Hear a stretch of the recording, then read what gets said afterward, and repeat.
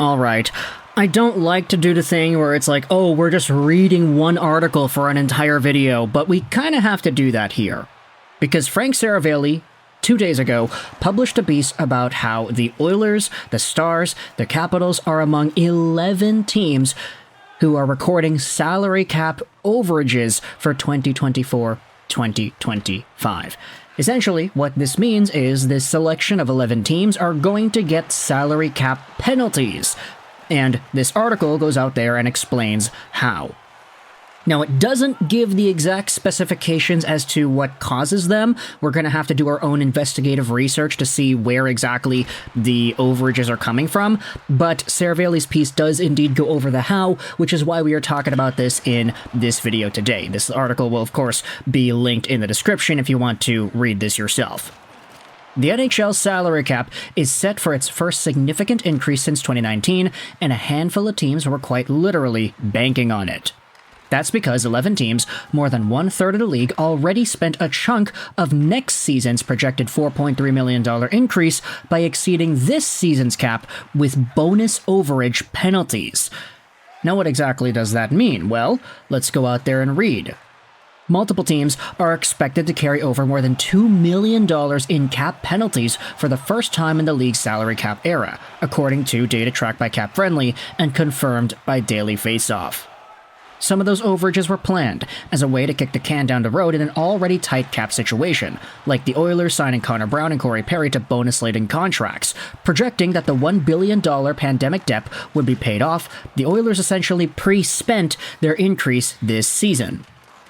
Now, how exactly does that work? Let's go over to the Canadiens, for example, and talk about the salary cap ceiling that will be differentiated from this year to next year. Now, the projected salary cap is supposed to go from $83.5 million this year to $87.7 million next season. So, $4.2 million of extra space?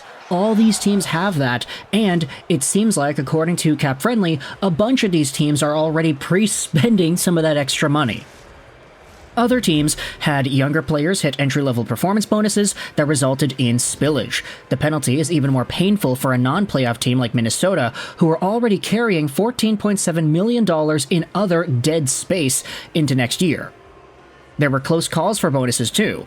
Ottawa's Jake Sanderson missed a fifth bonus of $212,500 this season by 1 point. His contract called for .49 points per game or better, and he finished with .481. New York Rangers forward Will Coyle needed one more game for an $82,500 games played bonus, and LA Kings breakout star Quinton Byfield nailed his goals and assist bonuses squarely on the head, with 20 goals and 35 assists.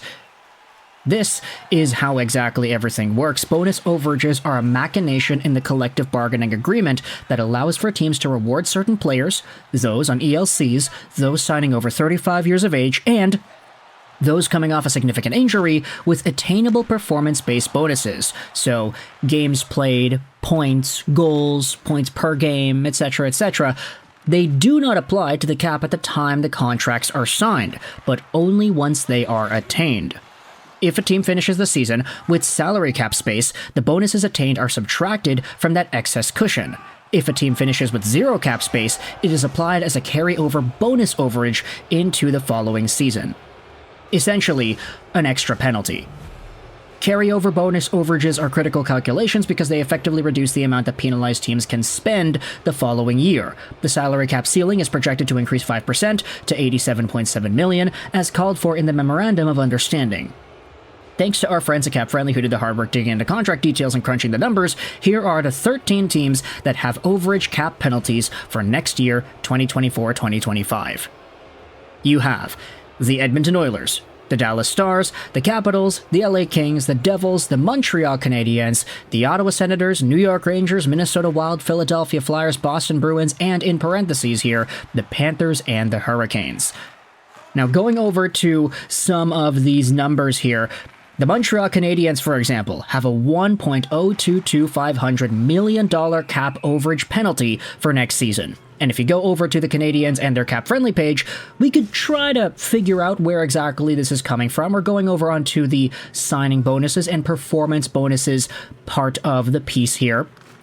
you could see that Yuri Slafkovsky has a $3.5 million bonus number attached to his contract for 2023-2024, as well as for 2024-2025. Now, I honestly have no idea where this number comes from, or what it's even attached to. We had seen the Slafkovsky thing already from earlier in the season where he hit the 20 goals and 30 assists to get $250,000, or I think it was just 20 goals that gave him that bonus.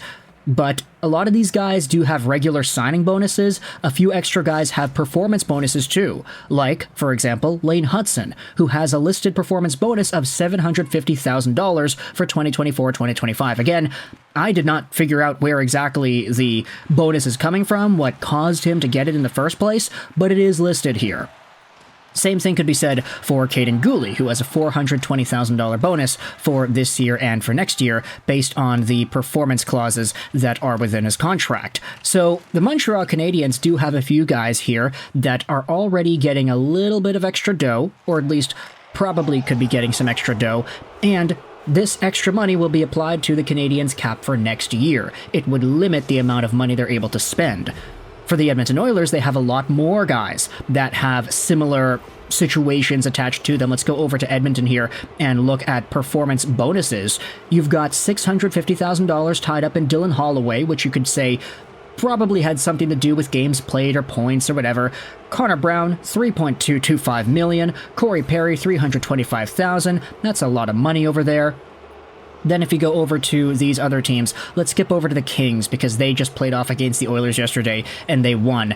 And I did make a video yesterday, or 2 days ago it was, saying that I was actually scared for my life because the Edmonton Oilers seemed like they were dominant, but then they lost game 2, so there goes that video down the drain. But the LA Kings have themselves performance bonuses attached to guys like Quinton Byfield, whom, as the article said, was the subject of a very specific goals and assist number. You also had Arthur Kaliev hitting a $212,000 500 bonus, and Jordan Spence got an extra $80,000, which is good for him. Cam Talbot got an extra $1 million as well. The guy's on a 35-plus contract. He is so good, despite being as old as he is.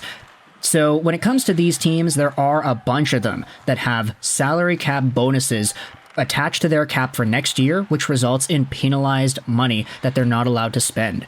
Sure, this was somewhat the plan. A lot of these teams said, hey, we could just use some of the extra money for next year on this year. We're going to give these guys bonuses that will entice them to come sign with our team, and we're not going to see that on our cap until those bonuses get fulfilled, and it'll be applied to next year. So do it now, remember it later. That's kind of the motto here. Let's go out there and read some of the extra things here. Corey Perry can earn an additional $50,000 each for advancing to the conference final and Stanley Cup final. So if the Oilers go far, and let's say they make the finals, Corey Perry loses in the finals once again because he's been doing that quite a lot recently, then that's another $100,000 out of Edmonton's pocket and into Corey Perry's.